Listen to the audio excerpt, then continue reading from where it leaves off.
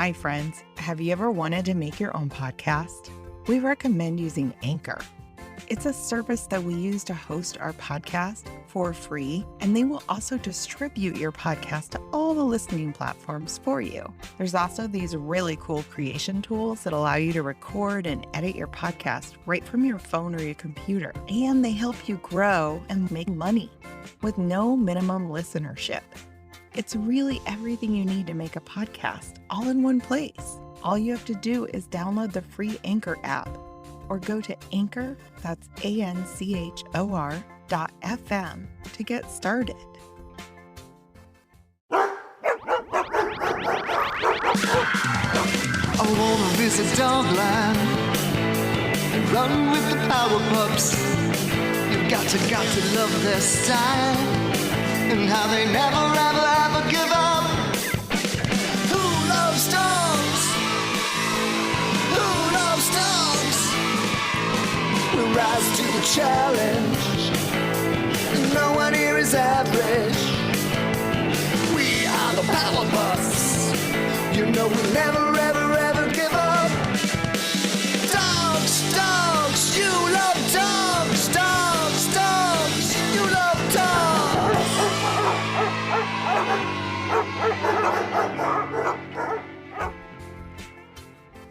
Hello and welcome to episode number 8 of season 2 of The Adventures of Power Dog and Dogland.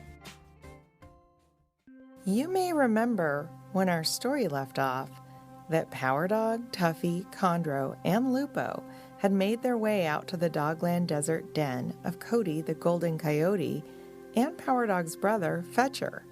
They still had no answers when it came to the missing, presumably dog-napped President Sandals and the extremely strange phenomenon of a giant bubble dome filled with a rainbow cloud so thick that they could see nothing else inside of it surrounding Meowie.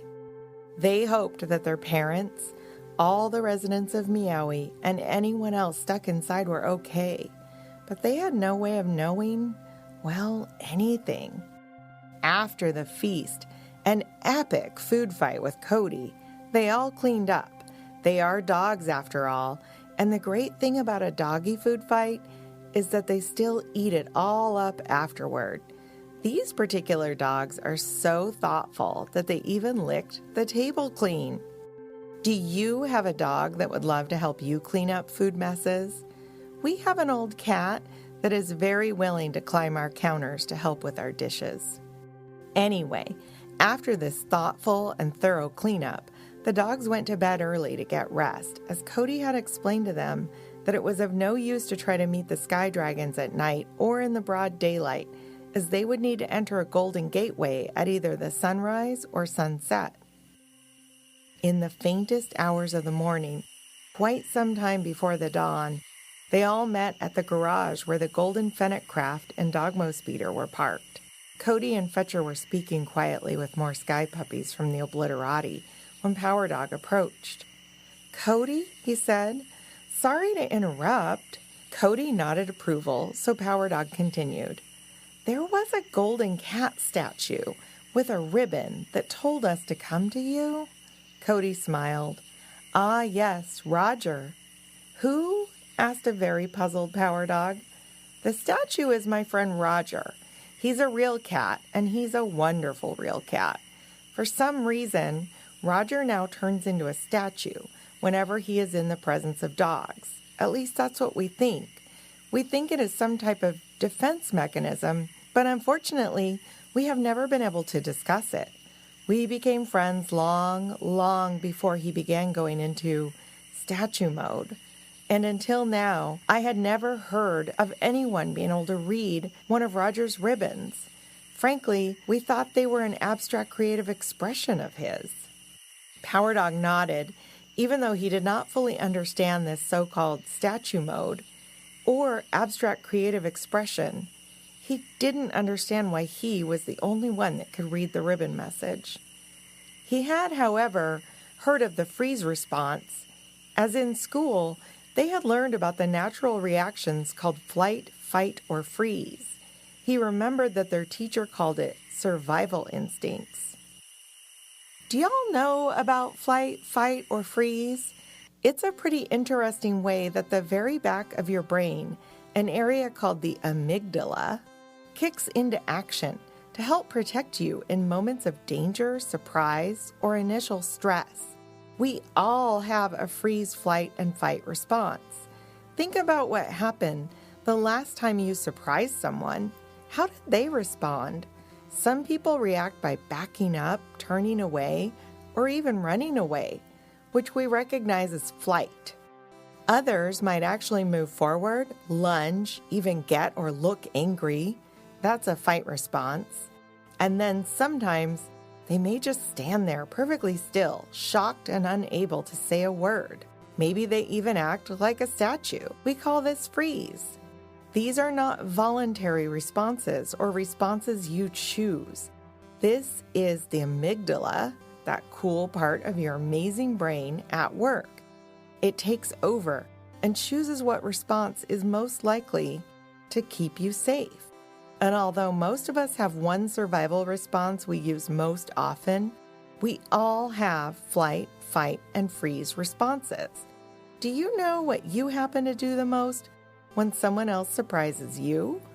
Power Dog wasn't totally sure which response he chose the most, but he knew that just knowing about this helped him to settle down after a big surprise, whether exciting and awesome or scary and really unsettling. Cody continued, I must respect Roger's desire for feeling safe and having privacy, even if it seems secretive, concerning, and different, even to me. I can tell you that I've never had a reason to not trust Roger. The fact that he was able to send you to me is very reassuring.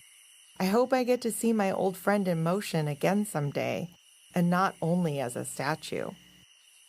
Everyone present except for Fetcher stared open-mouthed at Cody. Somehow they all knew not to question him even further, at least not just yet. Condro looked a little concerned, and Lupo looked completely irritated, rolling their eyes particularly when Cody mentioned statue mode. But no one said a thing as they accepted the gear and provisions, including travel snacks, and got ready to travel as quickly as possible to Fetcher and Power Dog's Lictopolis apartments to retrieve the Skyflower. Power Dog, Tuffy, and Fetcher traveled in Cody's Dogmo speeder, which was now even faster than it had been the last time they'd been in it together, and the Fennecs, Condro, and Lupo traveled by Fennec craft, just behind the Dogmo speeder. When they got to their apartment building in Lictopolis, Fetcher bounded up the stairs to collect the Skyflower, and they all made their way to the bald hill at the back of the park where Fetcher had first met the Cloud Dragon. Fetcher stood at the top of the hill and waved the Skyflower around, facing the sky. Nothing happened. The dawn was coming on, reaching that magical, crepuscular time of day. But there were no lovely, fluffy, white Dogland clouds drifting across the sky. There were no clouds in sight, as far as any of their eyes could see at all. Uh-oh, said Fetcher. They all looked at him and he said, I think we need clouds. All of them looked at each other and Power Dog asked, Did Cody tell you any other ways to get their attention? Fetcher looked around and shook his head no. This is a wild goose dog chase, muttered Lupo. Tuffy glared at Lupo. Condro nodded thoughtfully and asked, What were all of the circumstances that led you to meeting the Cloud Dragon before? Can you recreate the scene for us? Don't leave out any details. Fetcher pondered this a moment and then began to recount the story for them as he wandered slowly around the bald hill, periodically standing up as tall as possible on his hind legs and holding the Skyflower aloft. Although the sun was nowhere near rising, there were lovely golden rays shining up from a corner of the sky on the horizon to the east. Just as the dogs were about to sit down and give up, tiny jet-black bats with shining golden eyes fluttered and flitted lightly from behind the trees skirting the edges of the bald hill. Hello, clicked the bats quietly. As you have the talisman, we can help summon our dragon cousins to take you up to the gateway." And then off they went, back into the trees, clicking and clacking as they disappeared from sight. Shortly thereafter, 3 dragons emerged from the trees, as if they materialized from thin air, gleaming white and soft and beautiful in the new golden light. "Cousins?" puzzled Power Dog out loud. He could tell he was speaking for all of them, as they all nodded slowly in agreement, but not taking their eyes off the dragons, who appeared to be gently floating on the wind as if they were in, or even part of, a delicate bubble bath. Fetcher nodded as one of the dragons looked right at him, and he held the skyflower even higher and right above his head. "Is that you, Cloudy?" he asked. The dragon smiled a broad, gleaming smile and threw their head back in what seemed to be the start of a laugh. "Why, me oh my, if it isn't the plucky little dog that took a chance and rode through a whole Dogland day with me." Fetcher exhaled a huge sigh, and then smiled. He took another deep breath and said, "We need to see the head scene changer, Cloudy," "Whoa, whoa, whoa, whoa, whoa, whoa, whoa, whoa, whoa," said the dragon. The 2 other dragons stopped short and stared in disbelief at this request. They blinked their eyes open and shut dramatically, as if communicating by their eyelids, shook their heads, turned tails, and flew off, disappearing from sight quickly. But Cloudy remained, and they said, "What do you mean you need to see the head scene changer? Nobody just asks to call on the head scene changer." "Okay," said Fetcher, "then I need to be taken to see Goldie. Goldie will know who we need to speak to." "Goldie?" questioned Cloudy. "Why, you cannot see Goldie, as Goldie is the last sunbeam dragon, at the time of day you call sunset." Fetcher nodded, but looked like he was about to burst with disappointment as Cloudy asked, "Can't you just play some cute doggy games and lay about all day until it's time for your sunset, little dogs?" Power Dog, in awe of the dragon, gathered his courage and spoke. "Excuse me, Cloudy, but we are trying to get help as quickly as possible, as we have already spent a good deal of time just getting here and meeting you. It's an emergency." Cloudy followed every word, but when Power Dog said emergency, they began to laugh noiselessly. Power Dog's face felt hot. Was this dragon laughing at him at a time like this? He thought. Cloudy settled a moment and stared at the skyflower in Fetcher's paw. "Well, you do have the talisman, and it is universal and perpetual, meaning you can use it anywhere and forever. So I suppose I could take you to see Sylphie, the first sunbeam dragon, the dragon of the sunrise." "Great," said Fetcher. "Sylvie it is. Can you take us to them now?" All of the dogs perked up at this. My, haven't you turned into the bravest of little dogs, pluckier than plucky if I do say so myself? Now am I to fly with all of you upon my back?" "Yes, please, Cloudy. We need to stick together and travel to the golden, or I guess silver, gateway?" Cloudy looked up to the sky and then down to each of the dogs, scanning them slowly and thoroughly. "Well, I've never carried so many on my back, but I guess I can try. And you do have the talisman. Okay, hop on," they said as they shrugged their head and shoulders in a beckoning manner. "But before you do, little plucky dog, won't you just scritch my scales right here where I cannot reach?"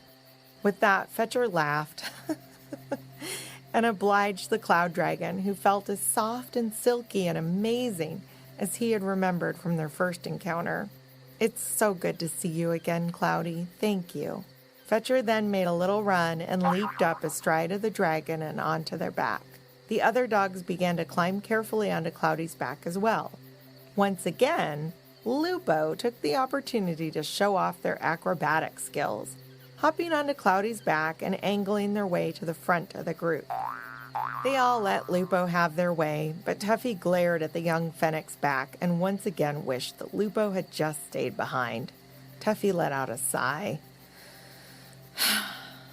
Cloudy, observing these acrobatics, said, My, young friend, but those moves are downright cat-like in nature. Lupo froze at that comment and curled into a bit of a ball. Cloudy chuckled and said, Sometimes silence speaks volumes. Power Dog couldn't help but notice the way Condro was looking at their nibbling. So curious and so concerned. Sylvie should be arriving there any moment, Fetcher said as he pointed a paw past Lupo's hunched, curved shoulders towards the sunrise that was beginning to come on. But before anyone else could respond, Cloudy sprang upwards from the ground and was soaring through the air, away from the sunrise, right in the very opposite direction of where they needed to be. Fetcher's fur stood on end along his spine. He remembered the pranking nature of this cloud dragon all too well. They all clung on to Cloudy tightly, for they were quickly so high above the ground now that they had the good sense to be frightened. And far beneath them, they saw the bald hill, the park, and then the city disappearing. "Whoa! Stop, trickster! Not again!" Fetcher shouted to the dragon, but Cloudy made no reply. Indeed, they seemed suddenly not so much like a dragon as like a fluffy white cloud shaped like a dragon. And they all saw that they no longer sat upon the dragon's silky scales, but upon something soft and downy like a white fleece, and it was slightly damp. "Oh no!" cried Power Dog. They all looked at Fetcher, who was looking quite confused and pawing at the cloud frantically. "Cloudy! No!" He howled into the sky, and with that, all of them, even Condro and Lupo, joined in, and they all howled plaintive cries for help, and howls just a howl.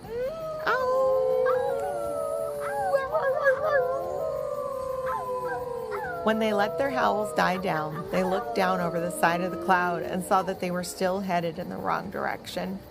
Fetcher remembered the last time he was tricked by this cloud dragon more deeply, how scary it was to head for the Golden Gateway, and how funny it was that heading for the Silver Gateway was now all that he wanted from this pranking creature. Lupo stood up, turned to face all of them, and said, "I'm jumping off this stupid cloud." The dogs gasped, and Condro lunged forward to grab Lupo by the hind legs. Lupo slid right through Condro's paws and leaped over the side of the cloud, much to the amazement, shock, and horror of the others.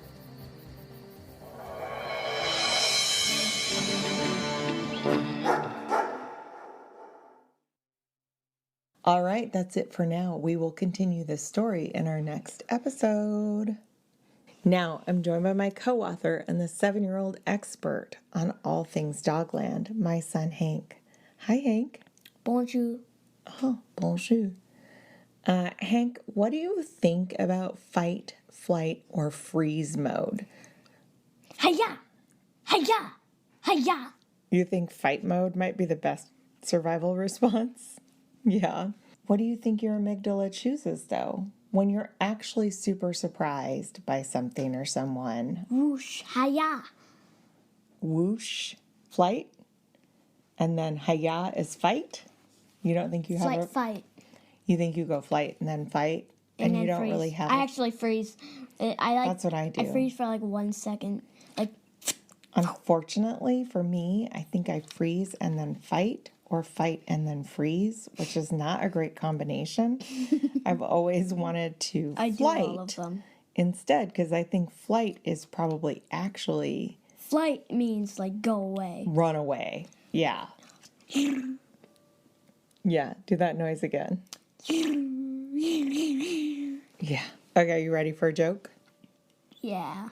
What do you call a dragon who is fantastic at juggling?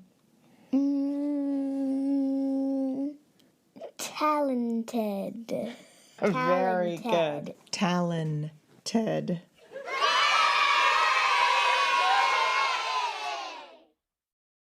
Thank you, listeners. If you liked what you heard, you can see more content at our website, PowerDogAdventures, all one word, .com. There you can sign up for our infrequently emailed newsletter and also submit any good dog jokes. And we'll be forever grateful if you feel like telling your friends about the show too. If you are looking for more great shows, then please check out the other members of Kids Listen, a grassroots organization dedicated to high-quality audio for kids and families. There are well over 100 great shows to find there. Ask your grown-up to check out kidslisten.org to find out more. Special thanks to our creative partner, the inimitable Jason Rourke, who makes these stories sound extra good with his wise counsel, recording, sound design, and even original music. This podcast has been made possible in part by funding provided by the Regional Arts and Culture Council in Portland, Oregon. Thank you, RAC. It has been made even more possible by listeners like you. Thank you so much for your support, and extra big thanks to our Patreon patrons who get early access to all of our episodes ad-free, as well as goodies and merch and birthday shout-outs at any level of support. We are not joking even a little when we say we could not do this without you. The Adventures of Power Dog and Dogland is created in the ancestral lands of the Cowlitz, Multnomah, Cathlamet, Clackamas, Tumwater, Tualatin, Kalapuya, Wasco, Molalla, Watlala, bands of the Chinook, and other indigenous nations and tribes of the first people who made their homes along the rivers here in what is now called Portland, Oregon. And special thanks to our own Granny and Gramps, who helped us write and record our Power Dog theme song that you'll hear at the end of the episode. Hey, Granny and Gramps, what key did y'all say that's in? It's in D for Dogland.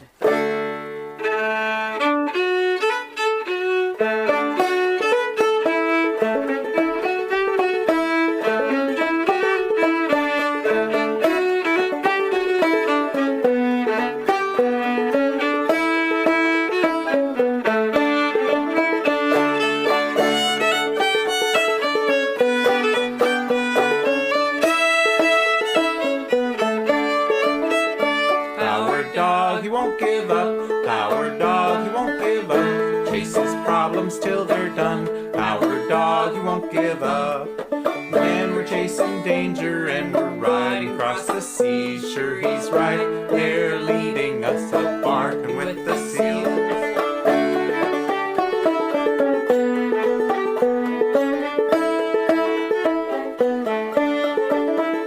Power dog, he won't give up. Power dog, he won't give up. Chases problems till they're done. Power dog, he won't give up. When we're chasing trouble and we're riding across the stars, sure he's right there beside us, just holding our paws.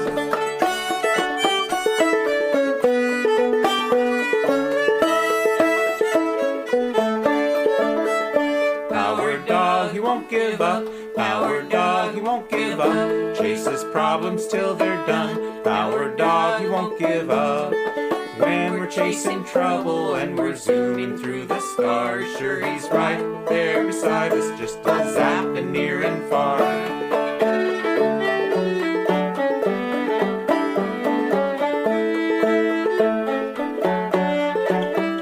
Power dog, he won't give up. Power dog, he won't give up. Chases problems till they're done. Power dog, he won't give up. When we're bugging a volcano or we're straddling a storm, Power dog is right beside us at every little turn.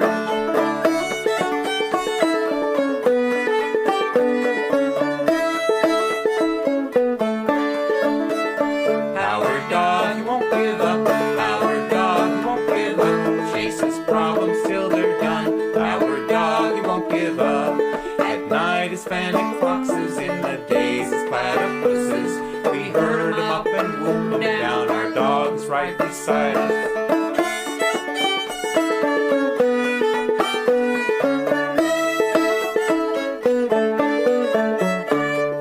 Come with me to Dogland, we've got special tales to tell. And when we come together, all our tails will wag as well. So come with me to Dogland, we've got special tales to tell. And when we come together, all our tails will wag as well. Woof, woof, howl!